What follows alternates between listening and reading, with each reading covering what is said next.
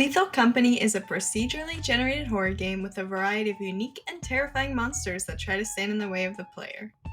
The co-op game was released in October of 2023 by developer Zeekers, who is known for their creative use of PlayStation 1 VHS-style graphics. Players spend their time collecting scrap and making money to fulfill gradually increasing profit quotas. Once you complete your weekly profit quota, the number will continue to rise indefinitely, allowing you to continue your playthrough as long as you desire. Failing to meet the quota in time will result in the company demonstrating its disciplinary process. For progress each run seems like the opposite of fun, the developer made sure to incorporate many different ways to keep the players interested and keep them playing. Despite being a horror game, Lethal Company has immense entertainment value and is genuinely one of the funniest games I have ever played with friends.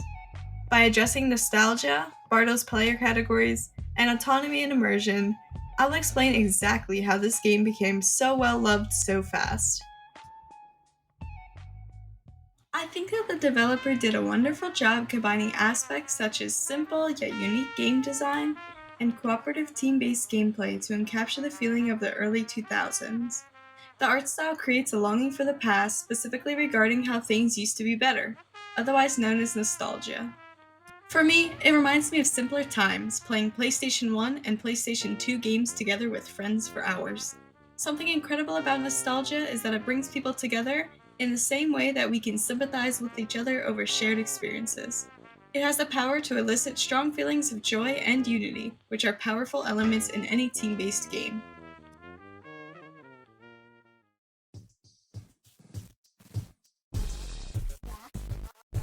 Speaking of social elements, the first category of gamers in Bartle's taxonomy is the socializers. This is where I fall, forcing myself to play a horror game just to spend time talking to my friends. Socializers play to interact with others.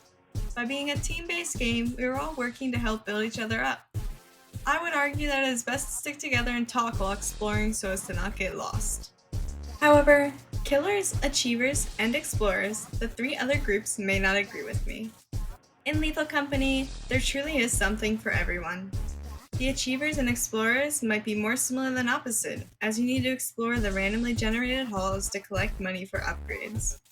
The explorers might enjoy discovering new and hidden areas, while the achievers play to stockpile scrap and spend everything on in-ship upgrades in the shop. The last group are the killers. As long as you can afford a shovel in the shop, or afford the risk to find one on the planet, you have the ability to kill things. I wouldn't recommend hitting other players, but hey, their bodies might just sell for enough to make quota. All in all, there's certainly something for everyone to do.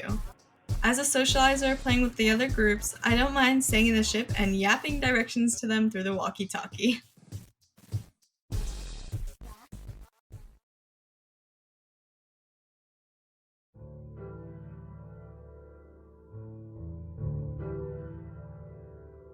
The last two elements that Lethal Company nails is autonomy and player immersion. I decided to include them both because they're related, and while I have more to say on immersion, autonomy is just as important. Lethal Company has perfected this. The only controls you need to learn are learning how to walk and how to pick up scrap. Other than that, monsters and item encounters are randomized so everyone can make their own choices.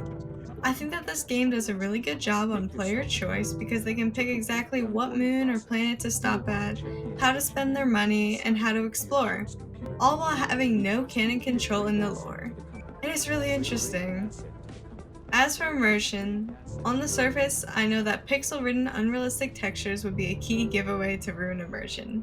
But each little detail like steam valves, weapons, battery power, and so on contributes to a more realistic experience as if you really were there in the game. Matter of fact, I would even argue that you can become spatially present in the game. This is because of the realism that the spatial voice chat creates, combined with the amazing audio of creepy creatures and ambiance all around you. And of course, the long hauls that if you take a wrong turn, you feel the same sense of dread that you would feel being lost in real life. It's one of those feelings you have to experience firsthand, as my second-hand account can only take you so far. As for the HUD, it is extremely minimalistic, only showing very few statuses to keep you alive, and that's it. Lethal Company is the best at consistency. You know what the inside of the facility will look like, and you know what kind of monsters are inside and outside and at what times, and yet you keep coming back for more. Because there's still somehow an element of the unknown in the known.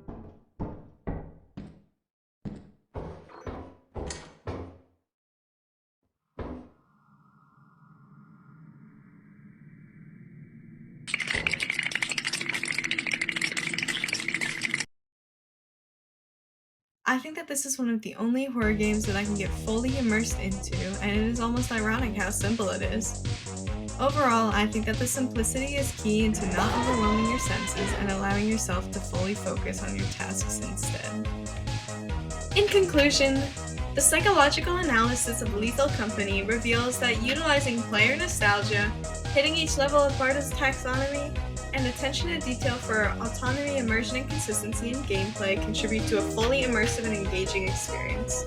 The game's ability to create a sense of spatial presence and the element of the unknown within the known make it a standout in the horror genre, proving that simplicity can be the key to true immersion.